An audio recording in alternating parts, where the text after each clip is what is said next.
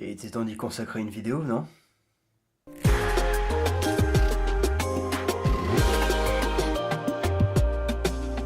Ah, peut-être n'avez-vous jamais entendu parler de The Fix? Ce qui serait quand même assez étonnant vu que j'en parle depuis 2016 H24 sur Twitter et YouTube, mais bref. Imaginons que ce soit le cas. Asseyez-vous bien parce qu'aujourd'hui, c'est un gros jour pour vous. Je vais vous présenter votre future série préférée, votre future Bible. Je vais vous expliquer pourquoi The Fix de Nick Spencer et Steve Lieber, loués soit leur nom. C'est bien.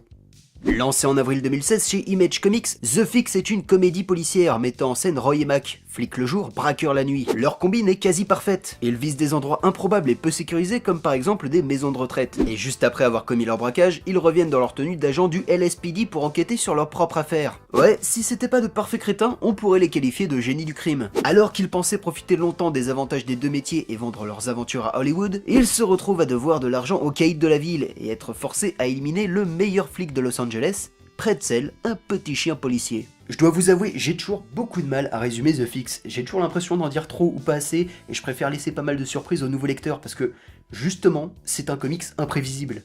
Comme on avait pu le voir sur son Ant-Man ou sur son supérieur faux de Spider-Man, Nick Spencer a un certain talent pour écrire des losers magnifiques. Et c'est pour ça qu'il fera sûrement un très bon run sur Spider-Man. Sur The Fix, il y met tout son cœur pour que chaque situation, chaque personnage soit le plus marquant possible. Bon déjà, notre héros est un chien. Voilà. Et pour le reste, Roy et Mac sont déjà des cassos de premier ordre, mais entre leur boss, un père au foyer vegan légèrement psychopathe, le maire de la ville accro aux jeux vidéo et à la bœuf, Miley Cyrus, ou leur producteur bipolaire qui couche et sniffe tout ce qui bouge, damn, la concurrence est rude. Et j'assume totalement cette comparaison, mais cette galerie de personnages n'est pas sans rappeler la saga vidéoludique Grand Theft Auto. À ce jour, The Fix est la meilleure adaptation non officielle de GTA en comics, tant on y retrouve l'ambiance, l'humour et la critique parodique de la société américaine qui a fait le succès du jeu. Et j'y retrouve aussi beaucoup du cinéma de Tarantino, Shane Blake et les frères Cohen, notamment Pulp Fiction, Jackie Brown, The Nice Guys ou Burn After Reading. Et bon, là si t'as un minimum de goût, je te l'ai vendu le comics. The Fix, vous l'avez compris, c'est un sacré défouloir, le jumeau maléfique d'un buddy cop movie comme L'Arme Fatale. Roy et Mac sont nés mauvais, mais leur style, leur humour et surtout leurs conneries font qu'on ne peut que se prendre d'affection pour eux. Et quand tu vois que pendant qu'un attentat se prépare en secret, le duo est plutôt occupé à vendre le godemiché de Miley Cyrus sur eBay, bah tu veux savoir comment le scénario va faire d'eux les sauveurs de l'Amérique. Et ça c'est un truc que je ne retrouve nulle part ailleurs. Il y a une folie bien dosée dans ce comics qui me surprend à chaque numéro et qui se sent dès le premier épisode. Premier épisode qui m'avait fiancé direct à The Fix, quelques jours après avoir eu le coup de foudre en voyant la cover. Tu sens que c'est écrit et dessiné avec le cœur, que Spencer et Lieber s'éclatent à créer le meilleur cartoon mature et moderne en comics. Et même si j'aimerais avoir du The Fix toute ma vie, je suis sûr qu'ils s'arrêteront au bon moment, au 20e ou 30e épisode max, juste avant que la passion comics ne soit plus là. Et bien sûr, à force de crier sur tous les toits que c'est génial, et ça l'est, je sais qu'il y aura des infidèles qui viendront cracher dessus, qui ne comprendront pas pourquoi c'est bien.